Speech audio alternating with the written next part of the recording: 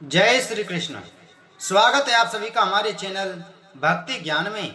दोस्तों, आज हम आपको ठाकुर जी, भगवान श्री कृष्ण और किशोरी जी, राधा रानी जी की कृपा की कहानी सुना रहे हैं। श्री वृंदावन की ब्रजभूमि रहने वाला चंदन अपने माँ बाप का इकलौता बेटा था। दिन भर वो ब्रज की रज में लोटपोट होता रहता, अपने सखाओं के साथ अटखेलियां करता, सखाओं के साथ गैया चराने जाता। शाम होने पर यमुना जी के जल में स्नान करके घर वापस आता। घर आकर माँ बाप के चरण छूकर प्रसाद ही पाता। यही उसकी दिनचर्या थी। चंदन में धीरे धीरे ठाकुर जी के प्रति सखी भाव जागृत होने लगा। अब वह ठाकुर जी की सखियां की तरह चलता, कभी कभी सर पर चुनरी ओढ़ता और कभी आंखों में काजल लगा लेता। एक दिन उसके मामा, जो कि बनारस शहर में रहने वाले थे, वृंदावन आए। जब उन्होंने चंदन को सखी भाव में देखा तो हैरान होकर चंदन की माँ से बोले कि चंदन तो आपका इकलौता बेटा है, इसको थोड़ा पढ़ा लिखा लो ताकि वह कुछ काबिल बन सके। चंदन के माता पिता उसके मामा की बात सुनकर सोचने लगे कि हाँ, कह तो यह ठीक रहा है, और उन्होंने चंदन को उसके मामा के साथ शहर में पढ़ने के लिए भेज दिया। शहर में पहले तो चंदन का मन नहीं लगा, लेकिन धीरे धीरे उसका मन वहां पर लग गया और बड़े अच्छे से पढ़ाई करने लगा। चंदन अब बड़ा होने लगा। चंदन चाहे शहर में रहकर वहां रच बस गया था, लेकिन उसके अंदर ब्रज रज का रस कूट कूट कर उसके प्रत्येक रूम रूम में बसा हुआ था, जो कि उसको कभी भी ब्रज से दूरी महसूस नहीं कराता था। इसलिए वह अपने आप को वहां अकेला नहीं समझता था, क्योंकि वह अपने अंदर ही पूरे आनंद में रहता था। चंदन की कक्षा में एक छात्रा उसकी सखा बन गई, जिसका नाम ललता था। ललता के माता पिता का बचपन से ही स्वर्गवास हो चुका था। वह अपने नाना नानी के साथ रहती थी। वह बहुत ही सीधी सादी लड़की थी। चंदन और ललता की खूब बनती थी। स्कूल खत्म होने पर दोनों इकट्ठे ही आगे की पढ़ाई के लिए कॉलेज में प्रवेश हो गए। वहां पर इकट्ठे पढ़े। चंदन की पढ़ाई जब खत्म हो चुकी थी, वह अपने घर वृंदावन धाम जाने के लिए तैयार हुआ। तो उसने ललता को कहा, क्या तुम भी मेरे साथ वृंदावन धाम चलोगी? तो ललता ने अपने नाना नानी की आज्ञा लेकर चंदन के साथ जाना स्वीकार कर लिया। जब चंदन अपने मामा जी से विदा लेकर वृंदावन धाम पहुंचा, तो वृंदावन में वह कदम रखते ही चंदन के हाव भाव बदल गए। वह तो एकदम से सखी भाव में आ गया। उसकी चाल नर से नारी जैसी हो गई। वह अपनी कमर में हाथ रखकर चलने लगा। अचानक से उसकी चाल में आए परिवर्तन को देखकर ललता हैरान होकर उसको देखती रह गई, लेकिन वह बोली कुछ नहीं।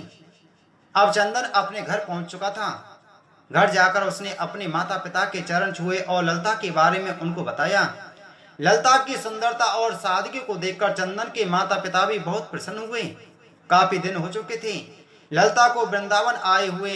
तो जब उसने चंदन से जाने की आज्ञा मांगी, तो चंदन ने अचानक से उसको कह दिया कि क्या तुम मेरी जीवन संगनी बनोगी? अचानक से यह सुनकर ललता घबरा गई और लज्जा सी गई, और उसने मुस्कुराकर हाँ में हामी भर दी।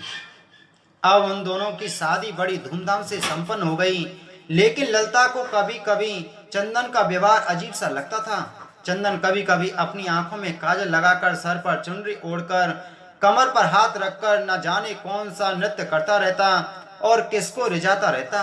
ललता को यह सब समझ नहीं आता। एक दिन उसने पूछा कि आप कभी कभी ऐसा रूप क्यों धारण कर लेते हो?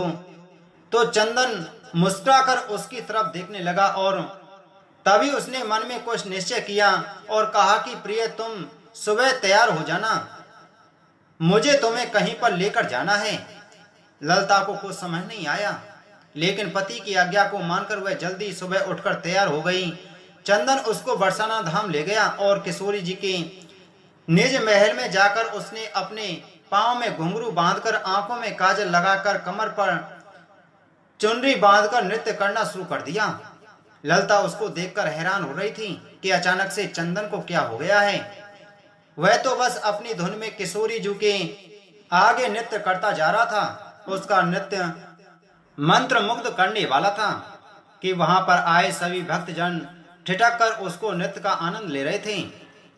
बाहर से कभी कभी पवन का एक झोंका आकर चंदन के नृत्य का आनंद ले जाता और कभी कभी सूरज की किरण अंदर आकर चंदन के पैर में बजने नुपुर से निकली राधे राधे की ध्वनि को सुनकर आनंदित हो जाती।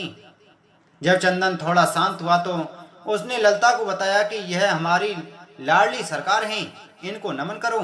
ललिता को तब भी कुछ समझ नहीं आया, वह अभी भी असमंजस में थी। किशोरी जी को प्रणाम करके वह वापस वृंदावन आ गए। दूसरी ओर उसी शाम ठाकुर जी और किशोरी जी यमुना जी में नौका विहार करने के लिए निकले। नौका बहुत ही सुंदर तरीके से सजी हुई थी। नौका में चारों ओर कमल और मोगरे के फूल लगे हुए थे। नौका में ठाकुर जी और किशोरी जी आमने सामने बैठकर एक दूसरे के रूप का रस का पान कर रहे थे और उनके पीछे बैठी एक सखी हाथ में पतवार को लिए नौका को चला रही थी। तभी अचानक से सखी के हाथ से पतवार छूटकर यमुना जी में चली गई और वो घबरा सी गई और घबराहट के कारण वह अपने पैरों और नाखूनों से नौका की भूमि को कुरेदने लगी। तभी अचानक से ठाकुर जी का ध्यान पीछे बैठी सखी पर पड़ा और बोले, अरे सखी, इतनी घबराई हुई क्यों हो? उसने हाथ जोड़कर बड़ी विनम्रता से कहा, कन्हैया, मेरी पतवार यमुना जी में गिर गई है। तो ठाकुर जी मुस्कुराकर बोले, इसमें घबराने की क्या बात है? और आंखों ही आंखों में उन्होंने किशोरी जी को इशारा कर दिया। अब एक तरफ से किशोरी जी ने और दूसरी तरफ से ठाकुर जी ने अपने हाथ को यमुना जी में डाल दिया और वह दोनों अपने हाथों से पतवार की तरह चलाने लगे। झुकने के कारण किशोरी जी के सिर पर ओढ़ी चुनरी यमुना जी में भीग रही थी और इधर दूसरी तरफ ठाकुर जी का गले में पड़ा पीताम्बर यमुना जी में भीग रहा था। हाथों पर पीताम्बर और चुनरी पर लगा इत्र यमुना जी में घुल मिल गया था। ठाकुर जी और किशोरी जी ने अपने हाथों से उस नाव को किनारे पर लगाया। अगले दिन ललिता की सास और ससुर चंदन के मामा के यहाँ कुछ काम से चले गए। अब घर में ललिता और चंदन अकेले थे। चंदन सुबह सुबह ही अपने काम पर चला गया और ललिता हाथ में मटकी को लेकर यमुना जी में से जल भरकर ले आई। आज घर में कोई भी नहीं था, इसलिए जब ललिता ने मटकी में से जल को थोड़ा सा पिया तो उसमें इतनी सुंदर इत्र की खुशबू को महसूस करके वह बहुत प्रसन्नता से भर गई। धीरे धीरे उसने उस मटकी में से काफी जल पी लिया और जब थोड़ा सा जल शेष बचा तो उसका ध्यान मटकी में पड़ा तो वह क्या देखती है कि नौका में बैठकर विहार करते किशोरी जू और लाल जू नजर आ रहे हैं। ललिता घबराकर दीवार के सहारे टेक लगाकर खड़ी हो गई। उसको कुछ सूझ नहीं रहा था। मटकी से पिया हुआ जल धीरे धीरे अब उसके पूरे शरीर में फैल गया था। उसकी आंखों में न जाने कैसे अश्रु धारा बहने लगी। इतने में चंदन बाहर से आया और अपनी पत्नी की ऐसी दशा देखकर उससे पूछा कि प्रिय, क्या हुआ? ललिता के मुख से कुछ भी नहीं निकल रहा था, परंतु उसके होठ कुछ कहने के लिए फड़फड़ा रहे थे। सांस जोर जोर से चल रही थी। आंखों की पलकें हिल भी नहीं रही थीं। चंदन ने जब उसको झिझोर कर बार बार पूछा तो उसने मटकी की तरफ इशारा किया। चंदन ने जब मटकी की तरफ देखा तो उसको भी मटकी में ठाकुर जी और किशोरी जी नौका विहार की छवि दिखाई दी और वह झूम झूम कर नाचने लगा और ललिता को पकड़कर उसने खींचकर जोर से अपने अंग से लगा लिया और कहने लगा, अरे प्रिय, आज तुझे ब्रज ने स्वीकार कर लिया है। आज तुझे मेरे श्यामजू ने स्वीकार कर लिया है। ललिता कुछ समझ नहीं पा रही थी और चंदन की तरफ देखी जा रही थी। तो चंदन ने उसको समझाते हुए कहा कि तुम्हारे कोई पुण्य कर्म थे जो तुझे ब्रज में कदम रखने का सौभाग्य प्राप्त हुआ, लेकिन ब्रज में कदम रखकर तुम्हें सुख प्राप्त हो रहा था, लेकिन उस सुख को आनंद में बदलने के लिए तुझे किशोरी जी की आज्ञा की प्राप्ति जरूरी थी।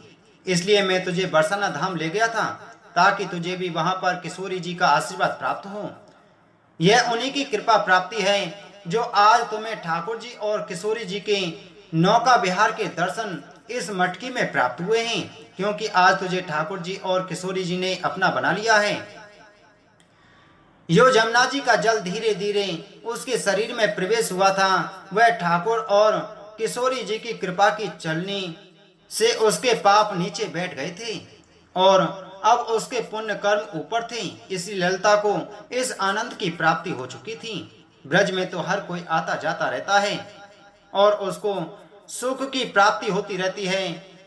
लेकिन जिस पर ठाकुर जी व किशोरी जी की कृपा हो, उसको सुख के साथ साथ ठाकुर जी के आनंद की भी प्राप्ति होती है।